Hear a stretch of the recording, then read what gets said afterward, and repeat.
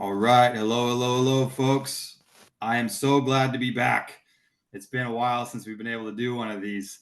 And for those of you who don't know who I am, my name is Justin. I'm on the internal clinician team here for the DNA company. And today we're going to go into some pretty important stuff, right? We're going to talk about fitness.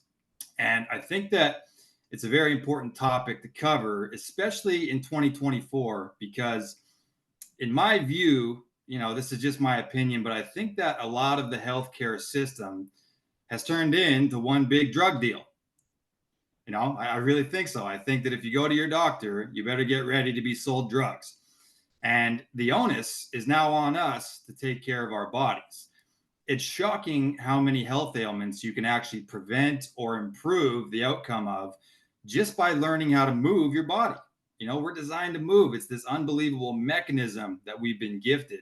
And you have to know how to move it. You have to know how to work it. You have to know how to stress it out in positive ways to get a really good result.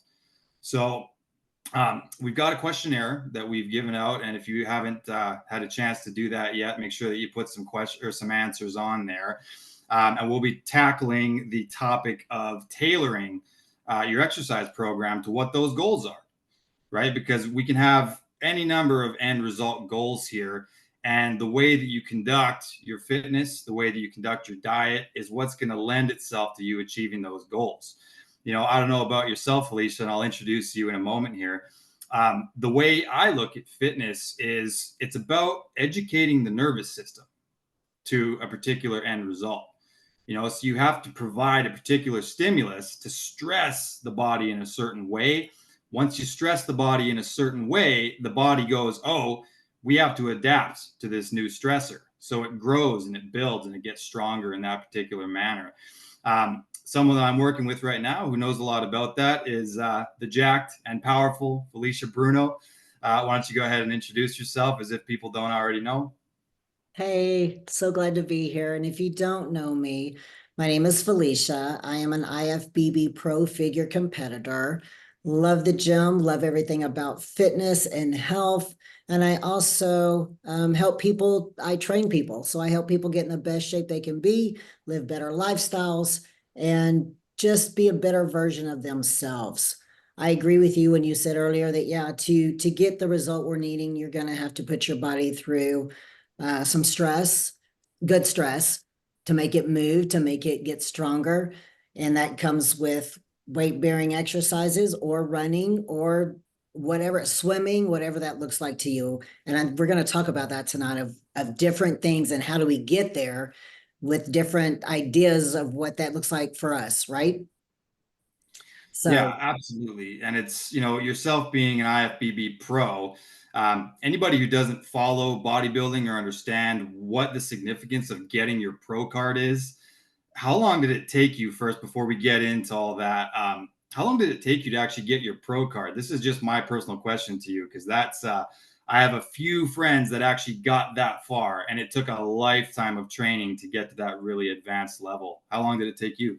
it took me over 10 years. So I competed for 4 years.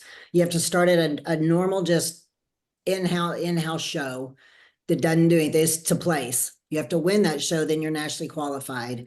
And then you have to enter a nationally qualified show. And then you have to either place the winner or overall, depending on the competition.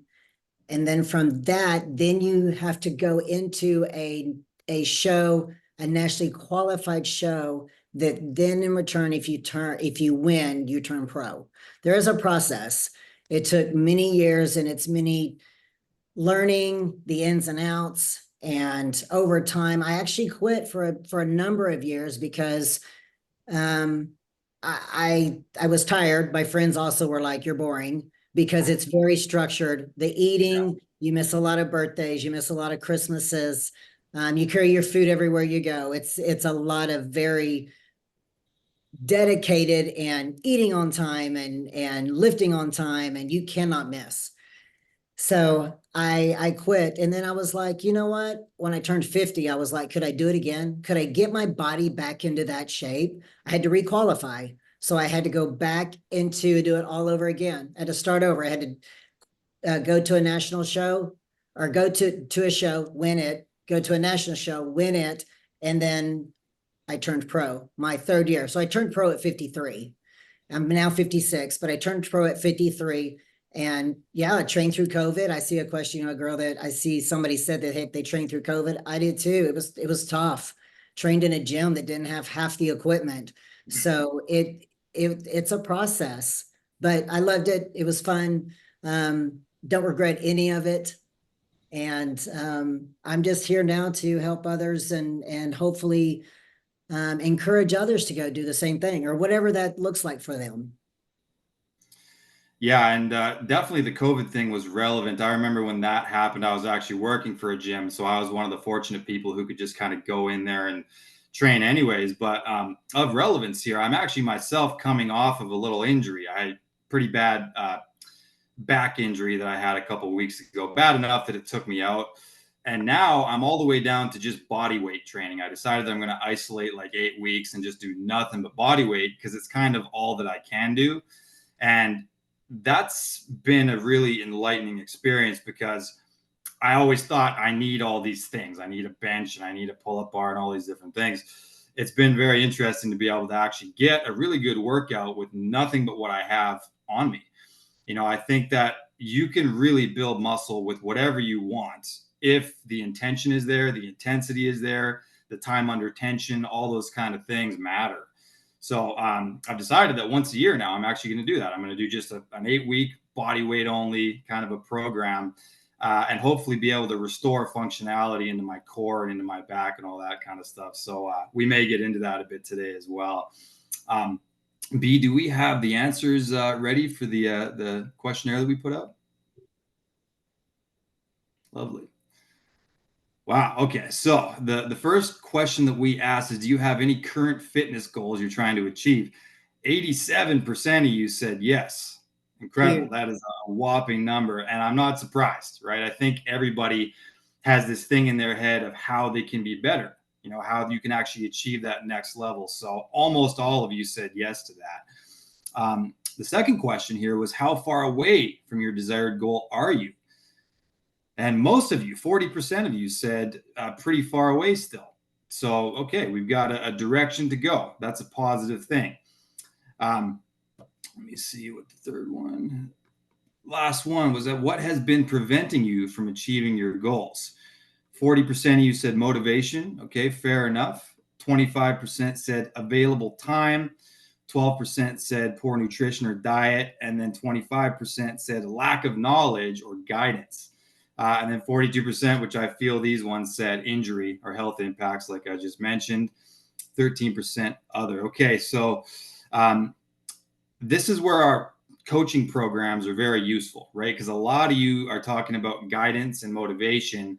I think that's where having a coach, a mentor of some kind, is very useful, right? Someone who's been through the ringer. I mean, you said yourself, Felicia, you ended up stopping for a period of time and regaining it into your 50s, becoming a pro bodybuilder, right? So these setbacks and then the momentum game, right? You kind of lose momentum, you build momentum. I'll tell you, when I was injured, there was a few days there where I had to dial it all the way down to literal breath work. That was all I could do. I was laying very stationary in my bed and I couldn't move because my back would tense up. And I kind of zoomed out a little bit and I took a second to think, what can I possibly do to improve fitness on some microscopic level here? And I landed on breath work. I just laid there and I did round after round of breath work. And I was like, I'm expanding my cardio right now via that without moving my body whatsoever. Okay, so let's talk a little bit about this then. So it seems like most people are having a bit of issues with either knowledge or motivation. What do you tell people when that's the case? Like when they don't really know what they're doing and they also are kind of struggling to find that why factor, that purpose to actually do it. What do you think about that? I think first and foremost that the why factor is why we're doing it, right? Why do you want to do it to begin with? What is it that your end goal is? Is it because you want to be better for your family? Is it because you want to be a better leader? Is it because you just want better health? What is your why? That's what I go to first. And then I end up saying, okay, well, how do we get there? If I can't do it on my own, then I even had a coach as a trainer and a personal trainer certified. I still had to seek out a coach who can get in my head and speak to me and tell me things that I know, but maybe need a reminder, or things that I don't know. Every trainer's got a little secret up their sleeve, like, hey, this works, and hey, do this. And so I encourage everybody to find somebody, unless you're a reader. And if you can read and get knowledge that way, the only thing when it comes to working out is in the gym, especially is form. Form is so important. And I see a lot of people in the gym who are just going through the motions and not really having a form down. And that's where like injury comes in, and not really knowing what to do next, or how many sets or how many reps. So that's where the educational part comes in. And then obviously along with that is food, right? Food and nutrition. So it all kind of goes together. So I think that the educational part is huge, you know. Yeah, and I have kind of battling things in my head when it comes to that motivation part of it, because honestly, first of all, I've always found that inspiration tends to trump motivation for me. Like when I'm inspired to be something better or do something better, it helps because motivation is so fleeting. It seems to kind of come and go, and you can't sit around and wait for the muse all the time. Sometimes you actually just have to put your feet on the ground and do it. When people are struggling with motivation, I think that identifying that why really counts for a lot. I have this saying in my coaching, I say purpose over pleasure. And usually I say it with clients that are struggling with vices of some kind, right? If it's alcohol or junk food or whatever. I always say, let's zoom out a little bit and let's identify the purpose and see, why are we sacrificing that for pleasure, right? Like I'm sure that when you're really close to a competition, gosh, the temptation is everywhere, right? Food and drinks, and Oh, I want another rest day and this and that and you the other have thing. How do absolutely. you personally find that? Like, how do you find your pleasure to be negating, and how do you actually chase that purpose and remain disciplined even when you're not motivated? I probably will say that I am probably more disciplined than I am with anything when it comes to food. If you literally tell me you can't have a banana, because in my world, you can't have fruit. You couldn't have fruit for 12 weeks. I can't have any fruit. So I'm like, okay, if I can't, then I'm not going to. And now I will tell you, I have stood over the sink and ate a banana, chewed it up, and spit it out. I am human, but I didn't swallow it. I didn't.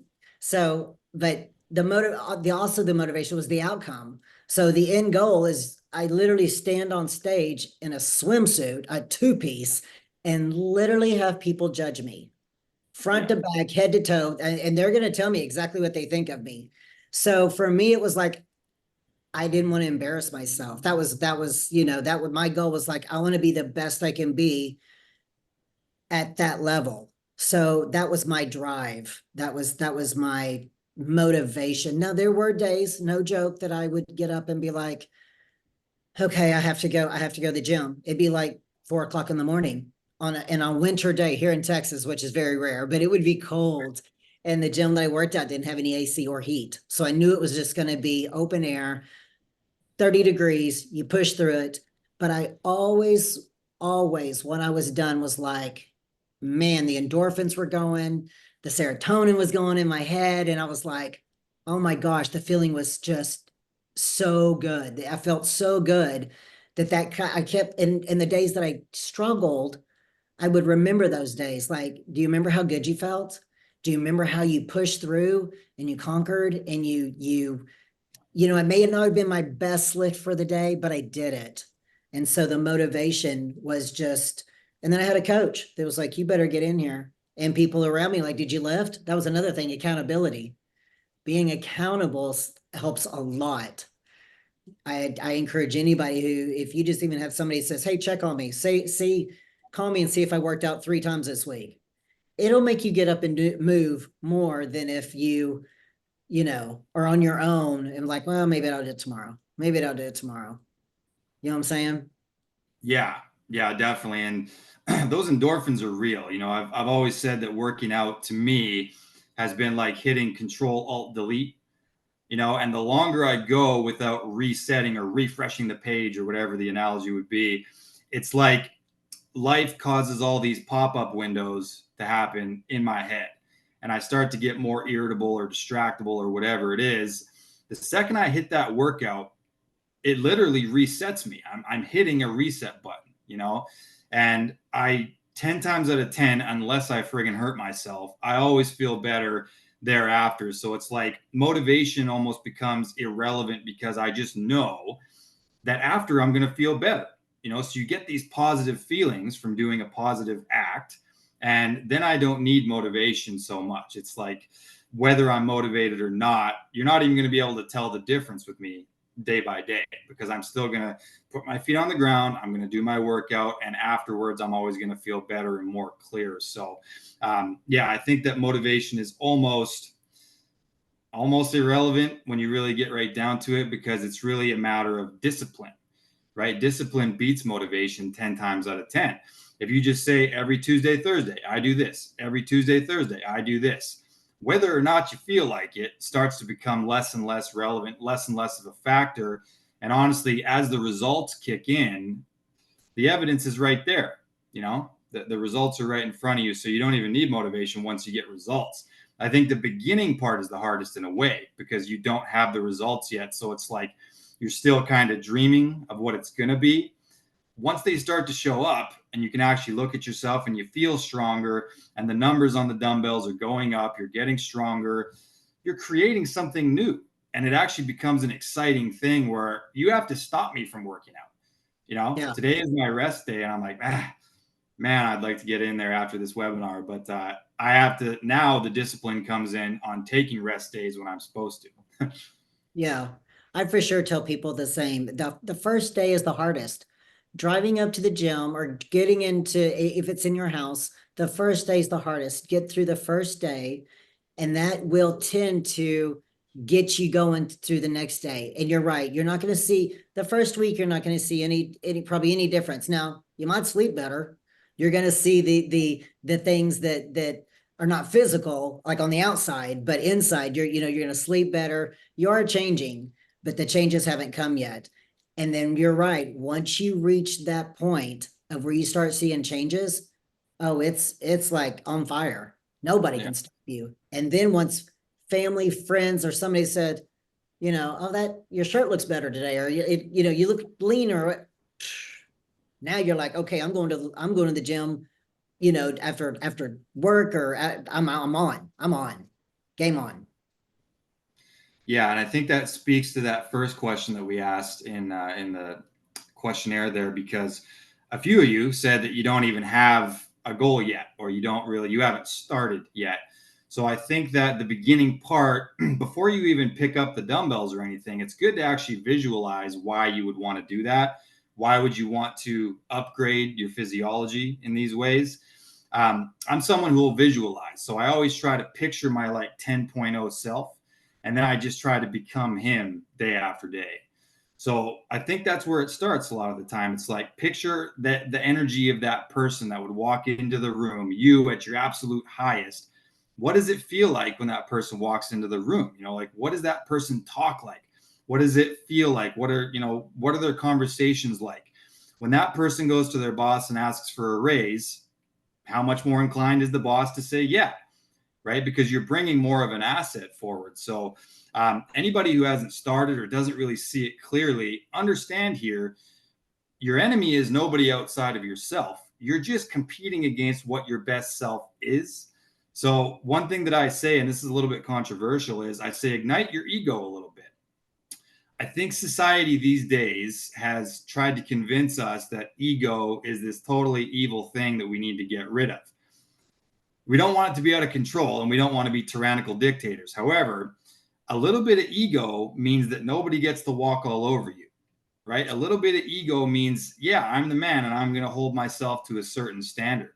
So it's okay to have a little bit of an ego. And the way I describe it is I've created a character, a Jay Harris 10.0, and every time I miss my wake up, let's say, he's the one who got up. Or if I miss my workout, my 10.0 did it. I picture all the ways that he's gaining ground on me, and it is my actual ego that I'm comparing myself to. But when we decide to hold ourselves to the level to justify such an ego, it makes it so that you have to make good decisions over and over and over again. I always say that show me someone's habits and I'll read you their future.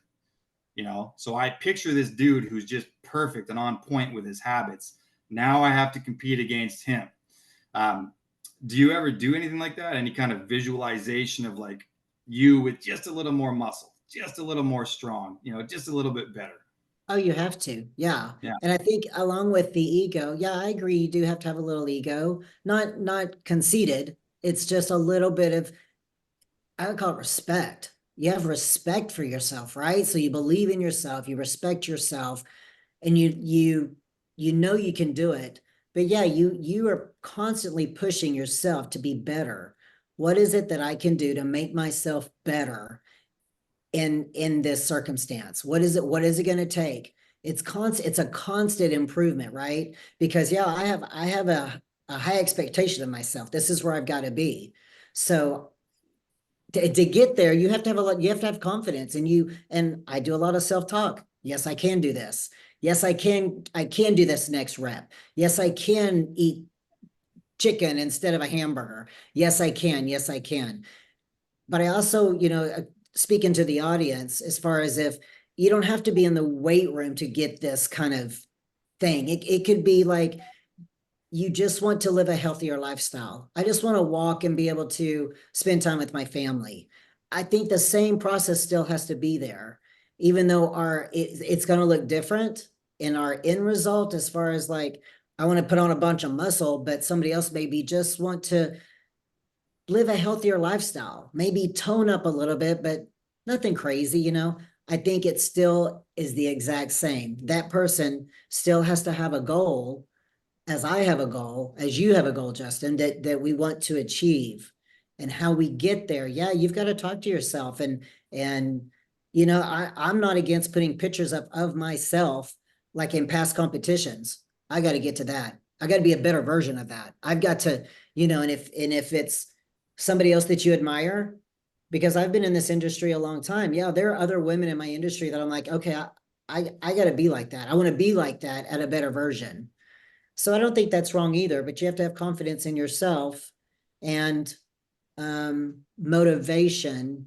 And yeah, I deal with it too, but it's a good thing. You got to look at it as a good thing, healthy thing. Yeah. Yeah, and I think that that really speaks to, this concept of tailoring fitness programs to what you actually want. And of course, this is where you have to, have certain considerations like the DNA 360 is very useful, right? Because we can then tailor your diet and your training, et cetera, to what you want to do. But I also think that then it's just a matter of what is the goal. Do you want to be a bodybuilder, or do you want to just have some capacity of functionality well into old age? I would say the main difference there is that bodybuilding, as you well know, there's going to be a lot of like isolation movements. You're going to do your compound lifts, but you're also going to isolate. So an isolation movement basically means that there's only like one joint moving at a time, as opposed to a compound movement where you're doing like a squat or something where a lot of different joints are moving. I think bodybuilding is very useful for getting that baseline muscle mass, or if you want to be like yourself and have like a very exaggerated and aesthetic physique. I think that if you want to do more functional fitness, what I'm doing right now is great. Like starting with just calisthenics and push-ups, even if you got to modify them or whatever. If you have no equipment and if your goal is just longevity and functionality, honestly, keeping it pretty simple is a good place to start. Maybe it starts with going for a walk. Maybe it starts with a basic stretching routine. Maybe it starts with some body weight squats and planks. See how long you can do a plank. How do you approach that? If someone comes to you with a different goal than bodybuilding, what's your advice? Because they don't necessarily want to be like you or your husband being, over the top jacked and everything else. What if someone just wants to baseline get started to be healthier and more functional? Well, I would talk with them and see what is their why, what is their goal. If it is to just to be functional and not bulk, then we would look at a program of, yeah, maybe some stretching, some lifting, depending on their abilities. That goes a long way of how I determine what it is that we're going to do for them, but you're right. You can start on the floor, you can start in a chair, you can then start at weights at home. I have some clients that, they get a lot out of dancing in their living room. I have Yeah. some that's like, you know what, I put on some music, I feel good. They dance for 3, 4 songs. That's 15 minutes, and it gets them moving and keeps them going great. I have some others that they just need stability. Maybe they're not balanced very well. Maybe they have a hard time. So you know what? I may just put something together that we're going to stand by a counter and we're just going to lift a leg. But we're still moving, right? We're just going to do some small movements. It all looks different for all of us. And the end result is really the same, right? At the very end of the day, we all want to live longer and we all want to live where we are able to be able to get up and down by ourselves, be able to move by ourselves, right? That's the end of the day. And however it looks like, we can all achieve something better than what we are right now. Yeah, and I want to speak to as well for people who said that time was an issue, because I've encountered that as well. And one concept that really worked well for me is, remember that with muscles, time under tension is really what matters. And sometimes it can be difficult to isolate a full, 90-minute or 2-hour stretch all in one go to get that time under tension to build the muscle, to break it down, etc. So there's this concept of micro workouts that I use when my life is just way too busy and I can't do it, where I'll actually stack little like 10-minute sessions, but I'll do it just in between patients or whatever when I have time. If I do, 20 push-ups, but I do it 5 times throughout the day, I've done 100 push-ups. That's enough time under tension cumulatively to actually help build chest and triceps and strengthen the core and all those kinds of things. So I think it was like 25% of you or something said time is certainly an issue there. Look into that. There's also things called, have you ever heard of a feeder workout? You know what that is? No, feeder. Okay. Yeah, feeder. So this is interesting. This is actually something that bodybuilders sometimes use to build up a lagging body part. But what I've experienced is that it's a way to really gain time under tension in a very short amount of time. So basically, the concept of a feeder workout is that for whatever muscle group you might pick, the more often that you pump blood into that muscle, the better it's actually going to nourish it and shape it, right? Your blood is just a delivery mechanism for oxygen and nutrients and things. So I've actually used this for shoulders.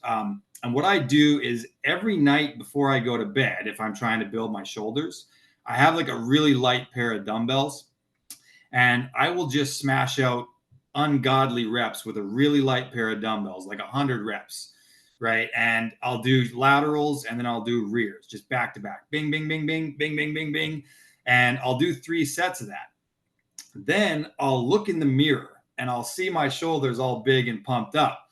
It's like if you ever watch a scary movie before you go to bed, and then when you fall asleep, you're dreaming about like scary stuff and chaos.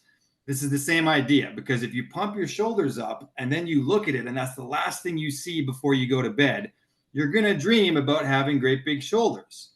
When you sleep is when you grow, right? That's when you're actually recovering and growing muscles. So because the reps are so high, you actually aren't tearing down any myofibrils. You're not going to overtrain the muscle. You're just pumping it as much as possible. That's why they call it a feeder workout. You're feeding it. So maybe try it if you ever do compete at another show or whatever. Just pick a body part, light dumbbells, 10 pounds. I do 12s.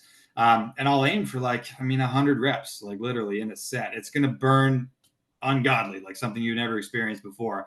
But you will experience advancement in that muscle group way faster than you would with just doing your normal workouts. So feeder workouts is something you can do with minimal equipment. Pick a muscle group and you can actually hit it nightly in 5 minutes. You don't even need a break. So check that out. Feeders are great for that. That's so cool. I love stuff like that. Now I've used and it's funny you say shoulders, because like after I'll do like lat raises, then I'll come down and I'll do like 20 little pumps, not out here, just little pumps to get blood flowing through them. And yeah, the visualization of you can definitely tell. So I've got a good pump, but when I pump blood through it with those little, yeah, you totally see something else. But I've never heard of feeder, and I love that. That's a great idea. That's really cool. I like. Yeah, that was actually I became aware of that from a bodybuilder named Rich Piana, who may he rest in peace. Gigantic 24-inch arm, just massive bodybuilder, and he used those for his arms all the way throughout his career. He ended up having like 24-inch arms or some unbelievable thing, and he really says feeders are one of his main tools that he used for that. And I see Shauna says in the comments how to say that or spell that. It's actually feeder, like you're feeding them. Feeder, feeder workouts. There you go. Yeah. Yeah, that's cool. I love it. Yeah, there's so many little ways, right, that you can accumulate that time under tension. Um, if I'm really crunched for time, I mean, literally, I could just do burpees to death, and I could probably, in a matter of 3 minutes, really, if I had to, I could probably accomplish my cardiovascular training for the day. So if you are struggling with time, I recommend you think about that. It doesn't have to be some big, epic, glorious thing where you drive to the gym and you have your perfect this and your perfect that. Get on the floor, smash out some push-ups, some body weight squats, and over time, you will achieve functional fitness in what seems like very minimal time commitment, and no equipment either. So God forbid the government shuts the world down once again, you'll always have what you need, right? Because it's just your body and very minimal equipment. So I'm a big fan of that. I've also Um, heard that, that when you were saying that you maybe do it with that throughout the day, people ask me all the time, well, if I can't get a whole workout in, is it really pointless if I do like 20 minutes later? Absolutely not. The studies have shown that if you do 10 minutes here, wait an hour, 10 minutes there, wait 2 hours, 10 minutes, no, you still get movement and workout in. So it's not. I agree with what you're saying. If you don't have the full time for an hour or whatever it is you use, 45 minutes, then break it up, and that breaking it up's okay. I've also sometimes, if I don't have time to do cardio, say like I usually just 30 minutes of cardio, but say I only have like 10 minutes, well, I may jump on a treadmill and do 6 sets of sprints, you know minute, 30 seconds on, minute off, 30 seconds on, just, and you get it in. My heart rate's up. I feel like I've, some produce some endorphins, and I'm hot and I'm sweaty. And I think that's just as productive on days that I'm like crunch for time. Absolutely. I mean, put it on an incline, right? And just turn it into a little bit higher intensity. The intensity matters, right? So sometimes if you don't have a lot of time, up the intensity a bit and you've got the same stimulus. I mean, like I said at the beginning of the call, this is educating your nervous system toward a particular outcome. So what we really need is we need the stress, right? The body needs the hormetic stress, right? Positive stress.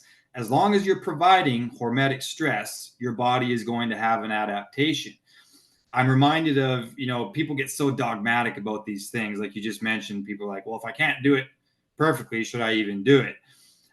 People get very dogmatic and they have to have it all lined up perfectly. Like people say that you have to have a protein shake immediately after you work out. And if you don't, you're not going to hit the anabolic window and all these things. I've always been of the opinion that I've got one leg in ancestral health. I always got a question that like our ancestors didn't have a whey protein shake immediately ready, the second that they did a little bit of physical work. What are your thoughts on that? Dogmas like that, like people saying you have to hit the anabolic window, and if you can't do it, then don't even work out because you won't be able to recover. Yeah, I don't believe that. I have trained like that. I'm not going to lie, because that's what I've been told in the past. But technology and education is always changing.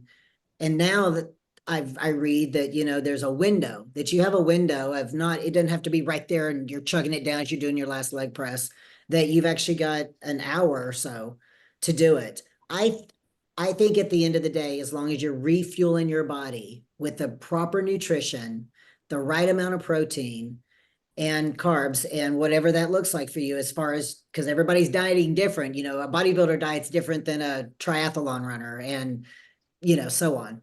I think as long as you're putting the nutrients back in your body along with rest and recovery, your body has no choice but to change. It has no choice, right? It's a machine. It doesn't know. It's kind of like, um it doesn't know when it's going to get its next meal, so it's in that mode. So it's whatever that looks like at the time. I guess what I'm trying to say is at the end of the day, I think it's just right. Nutrition and rest and workout, it all goes together. And I don't think it matters really exact time frames. I've done it both ways. I do it now. I don't train as regimen. I don't train like, okay, as soon as I leave the gym, I make sure I get a protein drink. I don't. Now I will have one within an hour or two, but I'm not that far off now. Stage weight, stage body fat percentage, I'm like 6 to 8. Now in a manageable, I live life, I'm, doing life, I'm at 18. Very manageable, very doable. And I'm not so strenuous, and it's still working. My body's still changing and it's still working for me. So, but those are just my thoughts. I agree. Everybody's different. Everybody has a different mind frame. How do you feel about it? So in the interest of hormesis, like I mentioned, right? So we expose our body to a stress, and then our body adapts to that stress thereafter. My problem with this idea of the anabolic window is that when we expose our body to stress, like a weight training session, we want to kind of let the body be stressed for a little bit. It's okay. Like there's an inflammation response that's going to happen. We don't want to just immediately blunt that, for example, right? Like I don't want to finish a weight training workout, immediately have an ice bath and guzzle a omega-3 and turmeric smoothie and do everything I can to rid myself of the inflammation right then and there, because part of building muscle is letting the inflammation happen first. So I think that if you're training for a bodybuilding competition where each and every day you're selecting a muscle group, smashing it, the next day you're selecting another muscle group, smashing it, in that circumstance, the benefits of taking in some protein immediately may outweigh the downside. But that's an abnormal thing to pursue, frankly, like to try to be preposterously jacked. It's a little bit different than health and longevity. I think if you're doing more of a functional fitness routine, just eat a normal meal after your workout once you get hungry. Like you're going to let your body adapt to the stress that you just gave it. Also, when we spike insulin on purpose post workout, which bodybuilders may do, because insulin does drive nutrients into the muscle, so it will help with some hypertrophy in that way. But insulin actually has a bit of a blunting effect on testosterone and growth hormone. So for me, exercising for health and longevity, I want that positive hormone pulse from the exercise that I just did, right? I'm going to do a functional weight training session, and part of the purpose is giving me anabolic hormones, right? Your body grants you that as almost a reward. So if I immediately guzzle a really high glycemic carbohydrate type of a shake to spike my insulin to build more muscle, I'm actually negating some of the other positive benefits that I would have got out of that, right? And again, if I'm going to step on stage as a bodybuilder, maybe that's more important. But for health and longevity purposes, no. So I always favor letting the hormesis happen and just let your body do what your ancestors would do. They would build a shelter and they got to pick up boulders and all these things. They're not like all stressed about immediately getting this massive amount of amino acids and what have you into their body. They're just going to let it happen. So it depends on the goals. Once again, it's a goal specific thing in my view. So I got a question for you. Did you learn that through just about your body, or did the DNA test help you discover that and get you there? Or how'd you get that? So that is actually, I spent a fair amount of time in the bodybuilding supplement industry, so I was really doing that. And that is the dogma. It is like you have to have, it has to be whey isolate, because isolate is quicker absorbing than a whey concentrate. You have to have it immediately with your creatine. pretty much the second you put that weight down, you need to guzzle it to hit that anabolic window. And when I would do other types of fitness, I was like, I never really found that much of a benefit to it versus just having a grass-fed steak and some sweet potatoes when I got home later. So much of my training is in primal, right, and ancestral health. I always keep one foot there because there's a difference between performance and then health and longevity. The DNA company and what we do, functional genomics, helped me to really personalize it from there. Knowing that I'm not the greatest, for example, starch metabolizer, made me be really specific. A bodybuilder might have starches with each and every meal. It fills the muscles out, right? You're really full of glycogen. There's benefits to it. For me, my genetics would suggest that it could cause some metabolic downsides in the long term. So now I altered it to where I only have one carbohydrate meal a day, and that's in the evening, which is typically post workout. Not immediately post workout, but post workout. So that's where the DNA 360 really helped me to take what I was doing and know what's best, for me for there. So if you haven't got that done, I recommend it highly because all of these things are going to make so much more sense if you can personalize it based on your genes. I will agree. I wish that I would have taken the test 10 years ago. I mean, I wish that would have been a thing because I would have been able to train totally different. I would have more of a blueprint of what foods really help me versus and weights or cardio. I'm my genes tell me that I don't need that much cardio. Yeah. Well, bodybuilders, I mean, after we lift and you eat, hours of cardio. I mean, because you're trying to get as leanest as you can be. So it takes hours of cardio. I hated every minute of it. But the test showed me that I don't need that much cardio. I mean, I do need cardio, don't get it twisted, but I don't need hours of it, right? And I was miserable. So I wished that's what I loved about the test. It also showed me eating stuff also. I'm also carbs. Like I don't need, and I ate carbs all the time, very little carbs, but it also showed me. So I wish I would have had that information because it's so knowledgeable of what you can do, now by taking the test, what I can do to better improve myself. I almost wonder if I'd have gotten to pro faster. You know what I'm saying? It's like I wonder if I would have achieved faster because I knew my blueprint. It would have been cool. I'm sure you would have. Honestly, how could you not? How could you Um, not? Right. yeah, and luckily it's a resource now that we all have available, so that's great. And there's a whole section about hormones and fitness and body type. If you do have your DNA 360, I do recommend looking in your cardiovascular section, particularly at your 9p21 gene. Right, if you have a 3G, 4G, 5G, or 6G there, you're going to want to be pretty careful about how much cardio you actually engage in. I would also look in your antioxidation pathway to know how your mitochondria clear toxins, because your mitochondria create internally created toxins in response to things like cardiovascular exercise.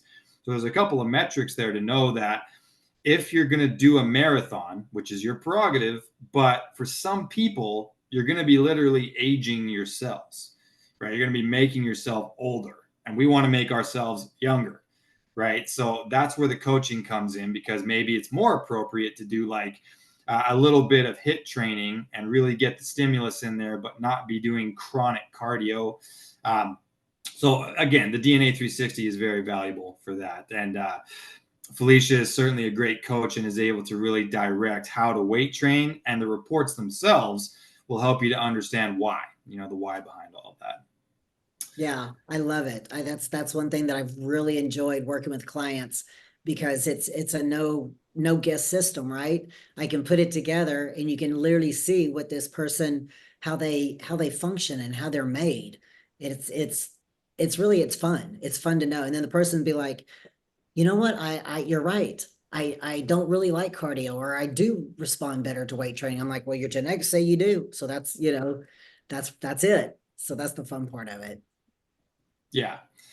How do you approach overtraining while we're on the topic of all that kind of stuff? Because I have some opinions about it and how it's really about homeostasis.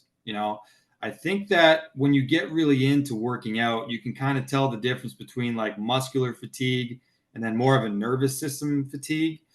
And we know that there's this delicate balance, right, between sympathetic nervous system and parasympathetic nervous system. People will say, I don't want to overtrain, but they'll kind of look at it based on how many days in a row they've gone or whatever. To me, it's really about that homeostasis. It's like I could probably train every day if I had enough, recovery tactics in place. If I'm doing sauna and breath work and grounding and PEMF, etc. What are your thoughts on overtraining, and how do you kind of approach that for yourself and then also for your clients? Well, for overtraining, it's definitely I am very aware of my body.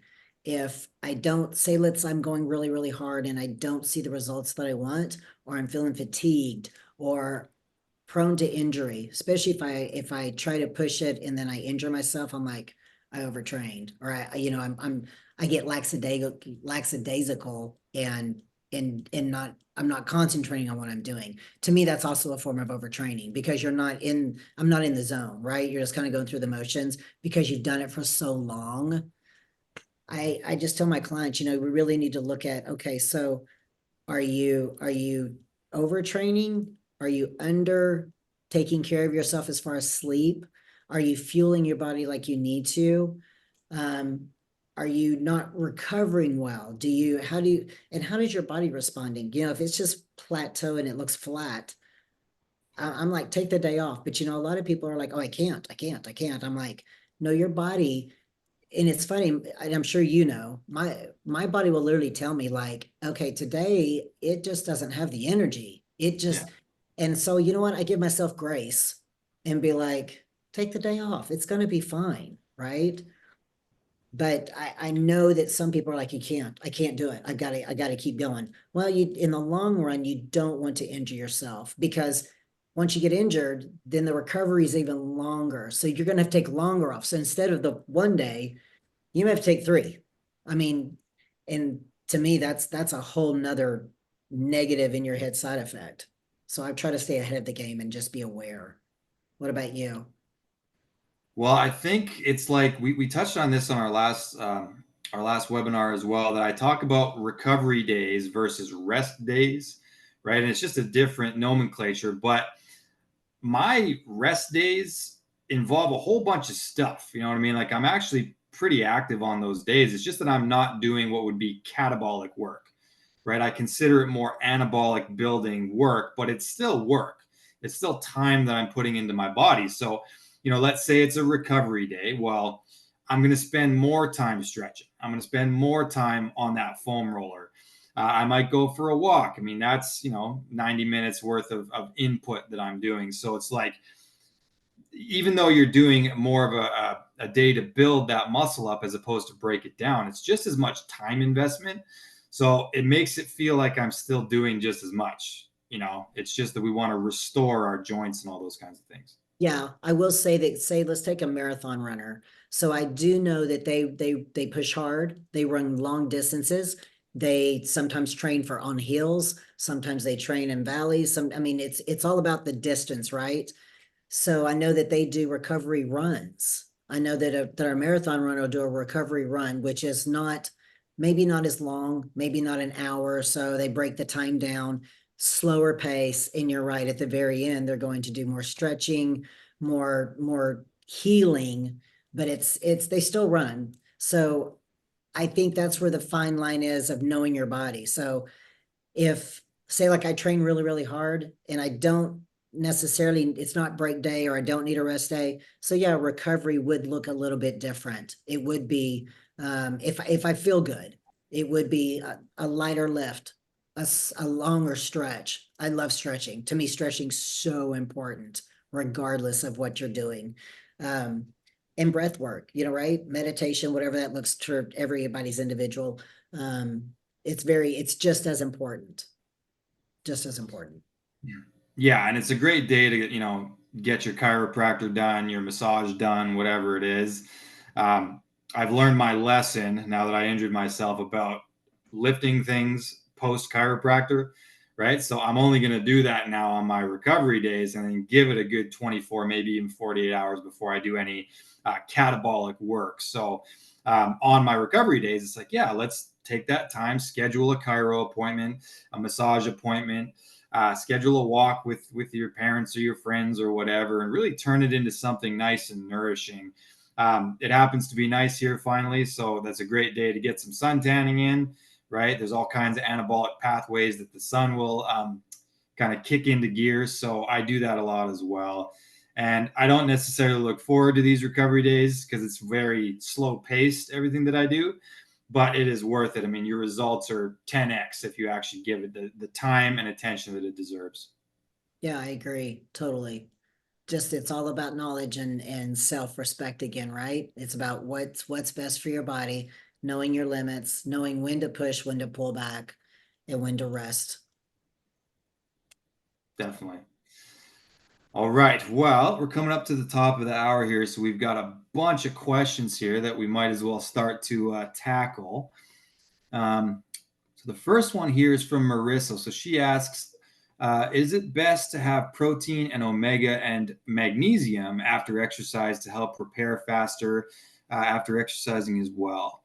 So we touched on this a bit earlier. And what I would say is, we had that whole conversation about protein and whether or not it's necessary. If you're planning on stepping on stage, perhaps right away get that protein in. I'm actually a really big fan of essential amino acids or EAAs. Mhm. Those are an interesting tool that you can use in a lot of ways. It's like a Swiss Army knife, I believe Ben Greenfield calls it, for fitness as well as health. The thing I like about them is that you can actually consume them whenever, including during a workout, because there's no digestive process needed to actually use them. It's the extract. So it can be looked at like the micronutrient within the macronutrient, right? Protein is a macronutrient. Amino acids are the micronutrient that we want to get out of that. So when you take them in that form, there's no calories, so they don't actually have to be digested. They're instantized, so they actually go right into your bloodstream and will be delivered to the muscles that were just broken down. But you could have them anytime, and it doesn't even break a fast. If you're one of these masochists who enjoys doing fasted workouts, right? You can do essential amino acid supplement as well and get some repair, molecules in there, but you won't actually be taking in any calories. So that's useful. Or, like we talked about, just let the hormesis happen and take your protein in a normal meal whenever you get home and whenever you get around to it. With regard to the omega 3s, I actually am not a big fan, like I mentioned, of taking anti inflammatories right away after a workout in the spirit of that hormetic stress. I would let it go for a little bit. I wouldn't do a lengthy cold exposure. I wouldn't even take in necessarily high amounts of antioxidants right after a workout because you're going to blunt some of those natural stress responses that we actually want to let play out. So omega 3s, I mean, I would say maybe save it for before bed or in the morning or whatever. I'm a big fan of omega 3s, but I wouldn't do it directly after your workout. Let it be. Magnesium, on the other hand, especially if you're someone like me who sweats a lot, I think that it's not going to blunt anything. It's more of a mineral, right? So it's going to help restore those magnesium storages that you just kind of burned through, right? Your body burns through magnesium from stress and exercise and sweating. So I don't see a problem with restoring the magnesium. Just be aware of antioxidants and be aware of anti-inflammatories, and kind of the protein is up to you. I know we beat the crap out of that question earlier. Do you have anything to add to that? No, you nailed it. I do the exact same thing. I take creatine before, but I don't right after. I don't take any supplements. I'm the same. I have nighttime supplements and I take them, but not right after. I don't either. I'm with you. Yeah, and magnesium, by the way, certainly helps with sleep. And I think that high quality sleep is definitely going to trigger multiple anabolic pathways. So the deeper and better quality your sleep is, the better you're going to recover from those workouts. So I'm a fan of using magnesium. It can be used, there's many different forms, right? And some of them are better for just the hydration component, and some of them are better for before bed or whatever. But yeah, by all means, use the magnesium there. Okay, so the second question is from Suzanne. She says, I am interested in learning more about decreasing high blood pressure with exercise instead of being pressured by my primary to take drugs. That is exactly what I said at the beginning of this call regarding the healthcare system and being sold drugs when we can likely improve the scenario without them. And I don't mean to denigrate all pharmaceuticals across the board either. So don't get me wrong. I mean, my stepdaughter has to have clobazam. If she doesn't have it twice a day, she will have a seizure. And no amount of Coach Justin saying, do some breath work and, you know what I mean, take some vitamin D is going to stop her from having a seizure. The pharmaceuticals are what actually does that. PEMF and different things help, but she does, in fact, require a pharmaceutical. So there's some brilliant science that's gone into a lot of that. However, so many of these ailments, high blood pressure among them, can absolutely be greatly lessened, improved via lifestyle tactics. So I think you're really onto something there, Suzanne. Um, I'm a bit hesitant to fully answer the question without knowing your genes, so I would recommend, a coaching program or even just a consult. But we know that the cardiovascular system is a pressurized system, and using your body and weight training to get better heart rate variability, lower resting heart rate, unless it's already too low, etc., will have a great health outcome toward that. I would recommend starting with just a basic functional weight training program and a stretching program and being pretty selective about how much cardio you do. Um, One thing to bear in mind is that, for example, with marathon running, like we talked about, a lot of times these people end up with a heart that just goes doot, doot, doot, doot, doot, and they don't have a lot of stroke volume, right? So stroke volume means that how much blood is being pumped per beat. It should go do, do, do, and there should be a lot of blood per pump. That's a really efficient heart. So that's where measuring heart rate variability, knowing what your resting heart rate is, especially in the morning, all of those things will help. But yeah, certainly a basic weight training program and stretching and knowing how to calm the nervous system after should improve the blood pressure. There's also things like the ACE gene, which would be in your DNA 360. Knowing what macronutrients to add in as well. Are you a good fat metabolizer? All of those things will be a downstream effect in that. So yeah, know your genes, and then I would recommend for that one doing some kind of coaching protocol. Anything to add to that, Felicia? No, I think you're exactly right. The overall picture is we want to be we want to be healthy and not on medication, right? So, but I know there are instances like you talk about with your daughter that you have to be, there's just no way around it. But if you can change your lifestyle, there are great ways that you maybe not have to take high blood pressure medicine. My husband had high cholesterol, but not enough to get on medication.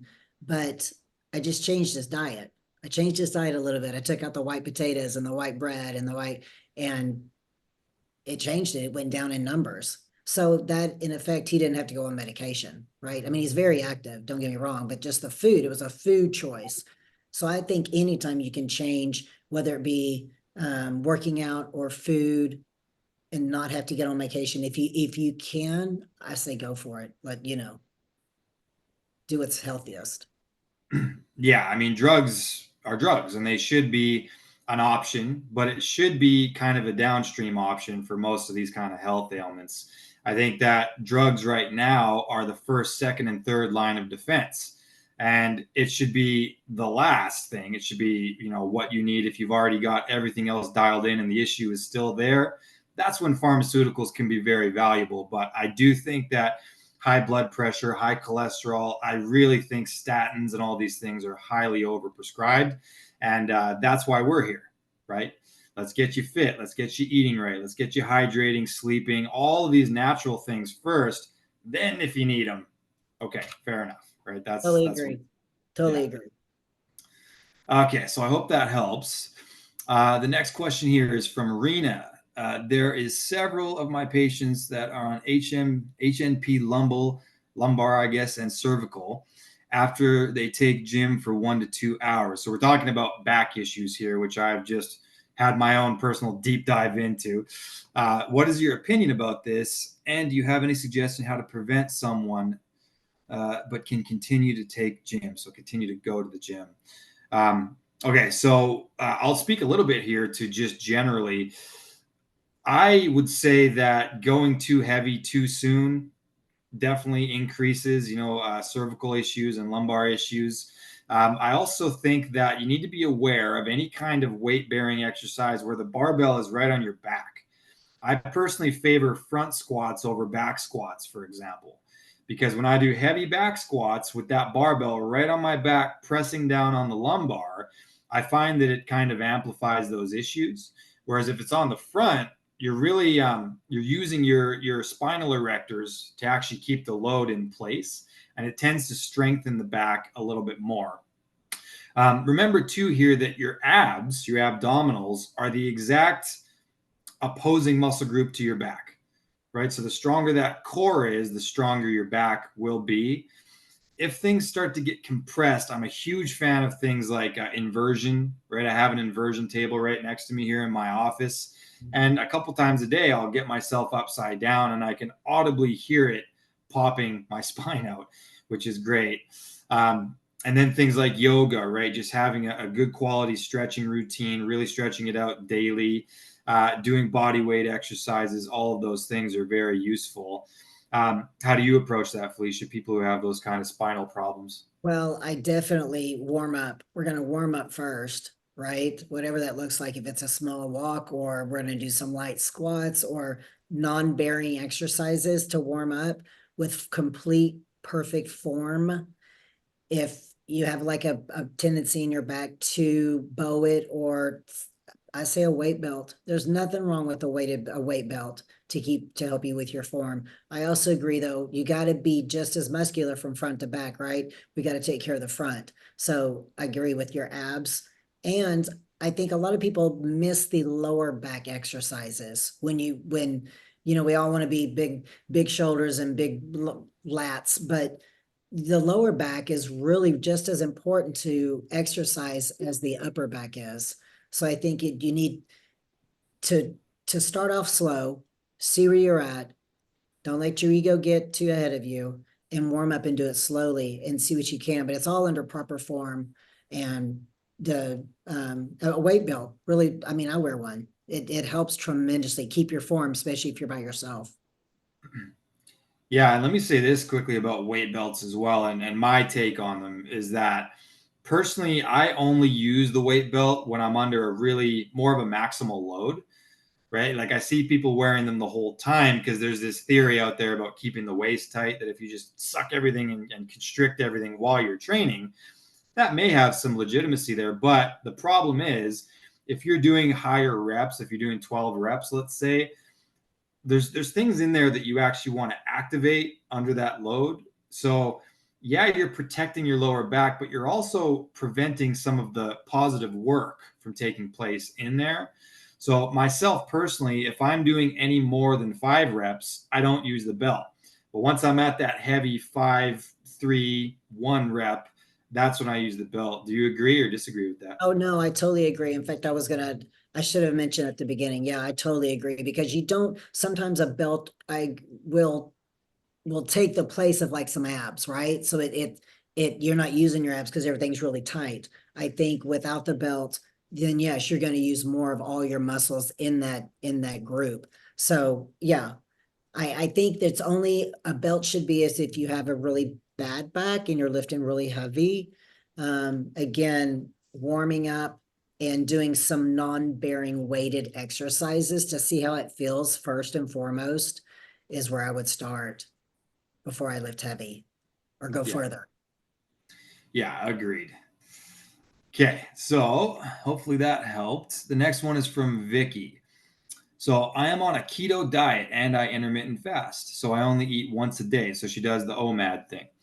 I can't really exercise at the time when I eat or close to that time. Is it okay to exercise and eat hours later? When I am on a longer fast, 1, 2, or 3 days, is it okay to still exercise? I have the energy for exercising and I want to do it, but I don't want to do something that's not good for my muscles or my body. Okay. So there's a few moving parts to this whole thing. And apologies for the masochist comment earlier, because there is a time and a place for fasted exercise. The main thing that I would want to consider when it comes to doing that and timing your exercise is, if you're mid fast and you still got a long way to go and you were to do, let's say, a HIIT workout, right? A high intensity interval training workout, you're probably going to get some pretty good fat loss out of it and different things. But the problem is the cortisol can certainly kick in with something like that, because your body will go into a certain type of scarcity if it's like we're working really hard and we're lacking in nutrients. So I think that the OMAD thing is a good call, for certain periods or whatever. But if you have not enough net protein over the course of a month, let's say, we're breaking down muscle tissue and then not repairing because we just don't have enough of the amino acids present, then your body starts to freak out and it wants to cannibalize its own tissue, and the cortisol will go way up, etc. So with the level of fasting that you're doing and the level of carb restriction that you're doing, I wouldn't time a workout too far out from a meal. Honestly, I would try to get a meal in maybe a couple hours after. The essential amino acids trick that I mentioned earlier can make a really big difference with that, though. So if you get in some of those building micronutrients, you haven't broken your fast, but your body will have less of that cortisol response because it'll recognize, oh, we do have enough building blocks to kind of work with here. When we're doing keto, and I'm assuming you're talking about keto, meaning pretty high fat, everything else being on the lower end, I would be aware of the intensity of the workouts. I think that ultimately you're going to be lacking a little bit in the totality of the nutrients you're going to need. So we just don't want your body stressing out too much. If you're totally cortisol dominant, when you do break that fast and you do have that meal, your body's going to partition the nutrients differently. It's going to be like, we're going to hold on to each and every calorie that she gives us because we're broken down, and who knows how long it will be till our next feeding. So in short, be careful with that. Maybe use some EAAs and maybe do a workout and try to break that fast shortly after or shortly before such a thing. That way your chemistry will be more balanced. Felicia, do you have anything to kind of comment on that? No, this is where I think she would do really well on the test if she's had the test done, right? So it would really tell her how she is made. Um, I would do the amino acids too. I would drink it because of the fast. It's hard to lift during a fast. I've lifted during a fast and it's hard. I don't have the energy. So I give her props for pushing through. She sounds like a trooper, right? She sounds like she's a go-getter. So I give her props for that. But yeah, this is where the DNA test would be really cool. You would know exactly how your body's processing it and how it functions. Yeah, and especially for those really long ones, right? If it's 1, 2, or 3 day long fasts, I probably wouldn't do much more than walking and yoga and a little bit more low intensity exercise in that case. And the DNA test, to Felicia's point, will really point you towards if a ketogenic diet is good for you in the long term, right? I think that going into ketosis can even have some muscle building properties. It can do a lot of good things for your hormones, et cetera. But there is a point of no return. And I would say, especially for females, where long fasts and real carbohydrate restriction could lead to some hormone imbalances, and your genes will kind of help direct us with that. So I hope that helps. But yeah, if you choose to keep with that low carbs, low protein, high fat, and a lot of fasting, be careful with really high intensity workouts. And maybe if it is a higher intensity day, try to do 2 meals, right? Maybe do a 2 meal on that day. Do one before, do one after, or whatever. But play with it as well. Know how you feel with it. If you have the energy, that's a great sign that your body is doing well now metabolically. So maybe adding in a little bit of carbohydrates here and there is something you can play with as well on those training days. Yeah. Okay, hopefully that helps. The next one is from Madeline. She asked a question about sleep here. So how many hours of sleep do you need to recover after weight training workouts?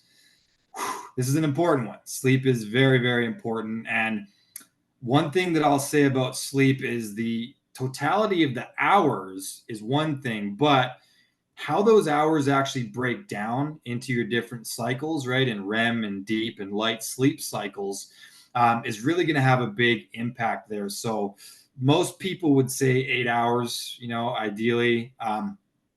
But if all 8 of those hours are really light and low quality, or you're waking up periodically throughout all of that, it's not going to have nearly the restoration as 6 hours of just totally beautiful, deep and REM cycles. Right. So I would encourage you to have some way of tracking it, frankly. People will use Fitbits and different things. I'm not the biggest fan of using anything that emits Wi-Fi like on your body while you're trying to sleep. I think the data is fairly clear on how that actually disrupts your ability to get into those deeper states. So I'm a fan of the Aura Ring, frankly. It's something that you can put on to airplane mode. And I'm someone who had a lot of sleep issues myself. And what I love about the Aura Ring is anytime I add an intervention in, I can see how it actually alters my numbers, right? So I'm not throwing spaghetti at a wall anymore. Like, oh, I heard L-theanine's good. Maybe I'll do that. Oh, I heard working out at this time versus that time's good. Let's do that, right? I can track how it's actually impacting my numbers. So get some way to track it. And then once you have that, just know that having a certain amount of REM, a certain amount of deep is going to matter more than how many hours total. But if you are weight training, you're going to need more hours and more quality than someone who's not, because this is when we recover, right? This is when our body releases melatonin, as well as growth hormone, as well as testosterone, which are our most anabolic hormones. So, yeah, that's a huge component in what we talked about a moment ago with overtraining and that homeostasis, right? Is our body still cortisol elevated and everything else in the morning? If so, you didn't recover very well from the weight training program that you're doing. So it's a huge pillar of recovery. So have a way to track it and then add interventions in to get the best quality possible. Felicia, how do you approach that? Yeah, for sure. So in bodybuilding, the three main things are weight training, eating, and sleeping. That's our core basis of what we do. So sleep is very, very important. And I agree, it's not the hours tracked on the pillow. It's not that, it's how did you sleep while you were on the pillow, right? Is it a good sleep? Is it a restful sleep? How long were you in deep sleep? I agree with the Oura Ring. I think that's phenomenal. Fitbits, I have one, but I have noticed that, it does kind of weird. I have it on right now. Does something weird to your skin right there, right? Can't be good in the long run. And you take it off, there's a little indentation. I'm like, so I think something like an Oura Ring would be good where you could track it. I think also, how is your room when you sleep? Is it cool? Is your bed comfortable?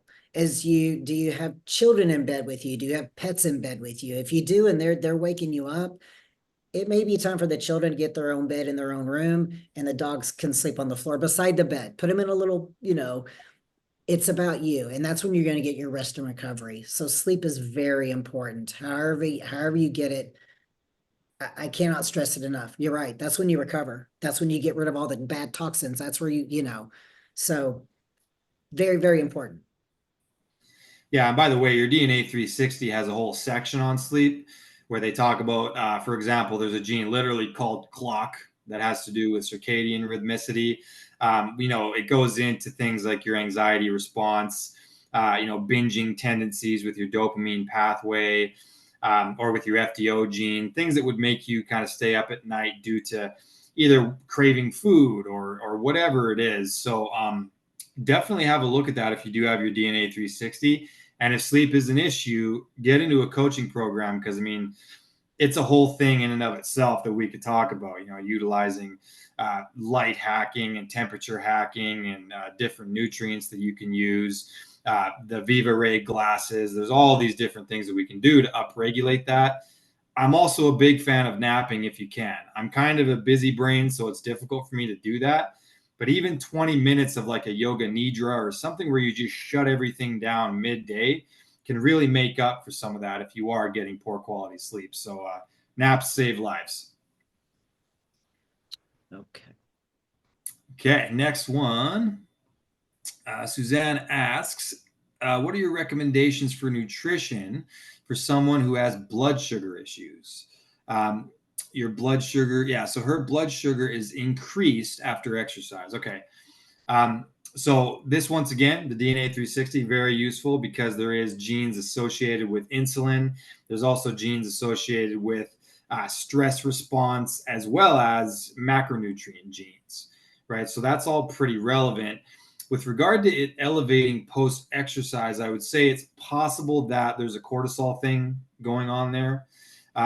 When we get a spike in cortisol, which you should from something like working out, because your body thinks it's going to die for an hour there, your body releases cortisol, and cortisol causes your liver to release glucose. So your blood sugar can actually go up post workout. It's not necessarily a bad thing. I would say having kind of chronically high blood sugar is where the issue comes in there. If that's the case, I would say certain strategies like cold exposure, for example, actually do really help to regulate that mechanism. You can utilize things like apple cider vinegar, a blood glucose disposal agent. Ceylon cinnamon is a great one. Berberine is a great one. This is also where cortisol management, and this is where coaching is useful, may be the key. Maybe we need to find a better way to kind of wind the body down after your exercise session. A prolonged exhale, kind of a stretching or foam rolling session afterwards might negate that. If it's elevating because of the exercise, I do think it's likely related to the cortisol itself.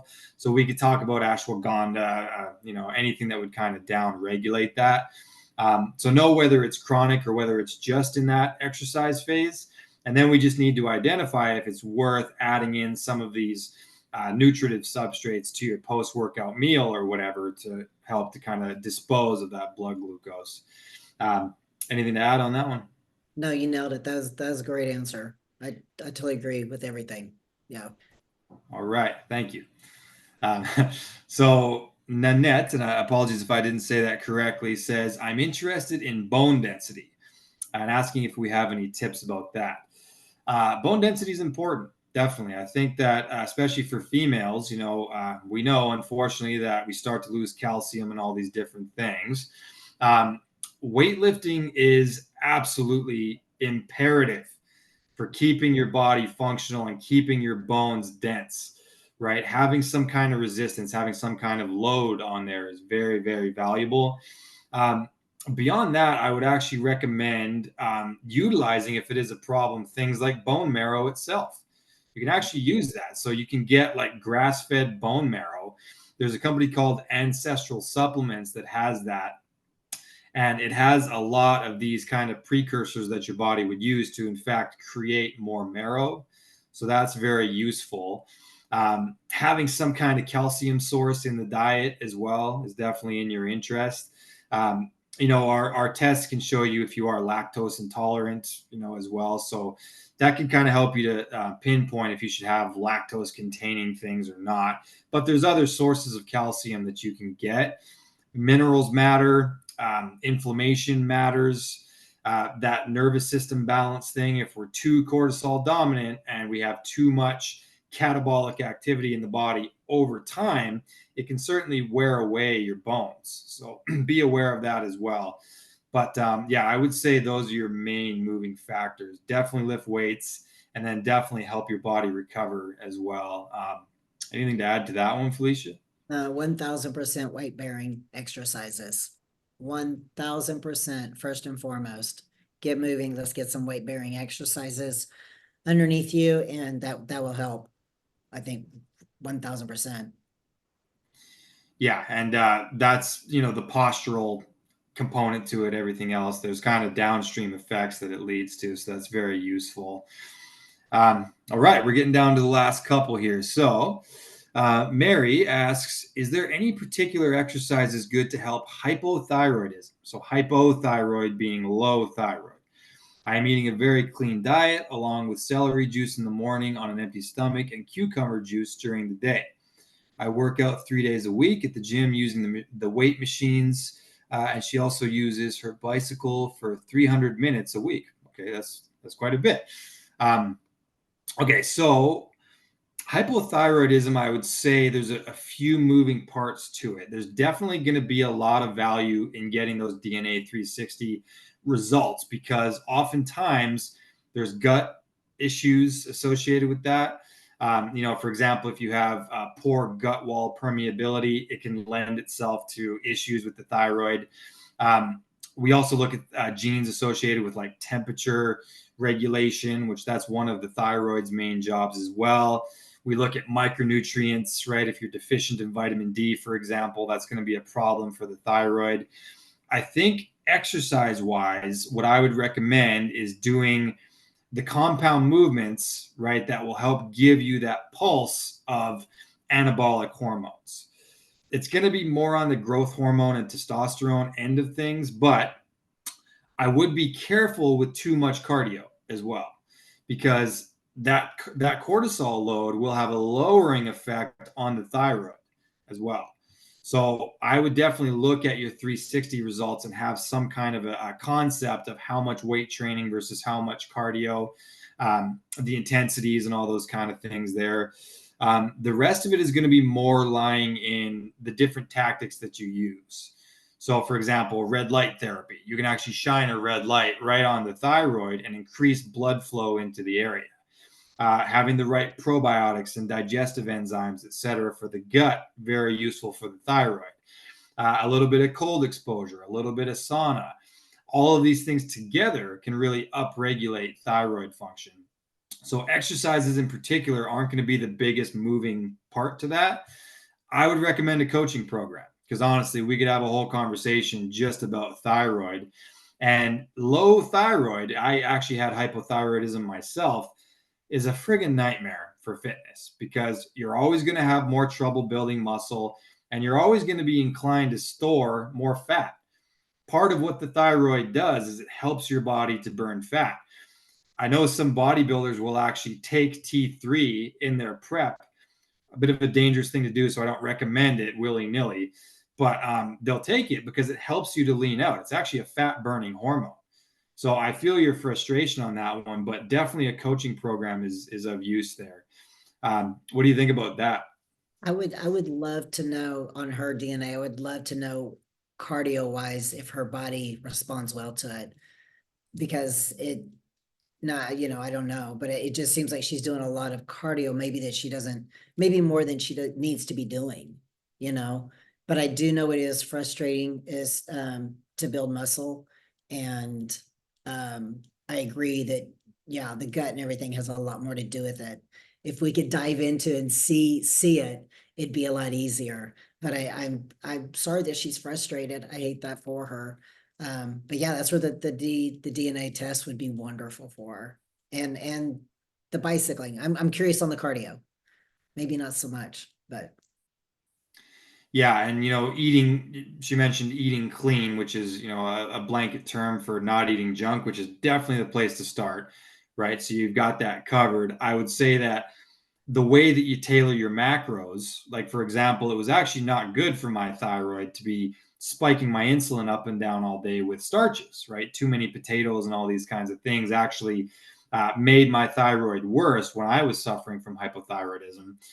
Then, when I got that together and I practiced a bit of fasting and added some healthy fats and these different things, it was actually quite nourishing to the thyroid and it actually helped. So, again, the DNA 360 will help if you can dial in your macros as well as your exercise regimen, as well as your micronutrients, as well as your gut detox. You can see what I mean here. There's quite a few moving parts to that. So definitely use the DNA and probably schedule a session with myself or one of my colleagues, and we can do a nice deep dive on that the one. other thing I want to add to that is a lot of people say they eat clean, but sometimes they're not eating enough. Sometimes clean is like no protein at all to some person, I think that's where you got to deep dive and kind of dig into be like, okay, tell me what a day of food looks like to you. Even though it's clean, what does that look like? Is it one meal? Is it 3 meals? Is it kind of spread out? Is it kind of a mixture of, what I'm saying? What exactly is she eating? Because clean is a big word, right? I could say I eat really clean, but that doesn't tell you anything about how much protein or how many carbs, or if I'm having any fruit, or, you know what I'm saying? So that's where Yeah. that's a deep dive with a clinician and help, and a coach would help dissect and direct you to what would be better. Yeah, clean for me might not be the same thing as clean for you either. So that's definitely Right. useful. That's what I was getting at. Right. Yeah, and also I would recommend the DNA, the Gut 360 as well, if you wanted to personalize it that much further. Knowing how your gut flora, as well as fungal species, are interacting in there, because ours actually goes into the fungal capacity as well, which most gut tests don't. So the Gut 360 is another very useful tool there that I would recommend. Yeah. Um, all right, so we're on to the very last one, nice and simple. So Vicky just asked what type of essential amino acids I recommend. There's two particular companies that I kind of go towards. The first one is called Keon. So my man crush on Ben Greenfield may be part of that. But they have great scientifically researched ratios between all the different amino acids, natural sweeteners, etc. And I just do a scoop a day. Essential amino acids versus branch chain amino acids, there's a whole argument about that. Essential basically means that that's the aminos that your body doesn't make on its own, right? So your body has the capacity to make certain amino acids. Those are considered non-essential. Essential amino acids means that your body doesn't make it, and therefore we have to get it through external sources. So there's 8 essential amino acids, technically 9, but glutamine is kind of in this gray area where your body can make it in certain circumstances. So it's 9, but it's also kind of 8. If you use a supplement like Keon Aminos, it's all of them, right? It's all the ones that your body doesn't make on its own. So it's a great way of filling in any gaps. And they're used for so many more things in the body than just muscle building. So that's the first one, Kion, Kion. The second one is called MAP, MAP, MAP aminos. Same idea, right? So these are just a nice ratio of all these different complementary amino acids. There's no calories, it's instantized. So it works for a recomp, right? You can build muscle as well as burn fat. You could do it if you're fasting. You could do it if it's one of those days where you just can't get the meals in. And all right, screw it, I'm just going to guzzle something down. It will help you with recovery across the board. So definitely check those out. I'm a big fan. Um, and with that, we've come to the end. So thank you, thanks everybody for showing up today, and I hope that you got some value out of this.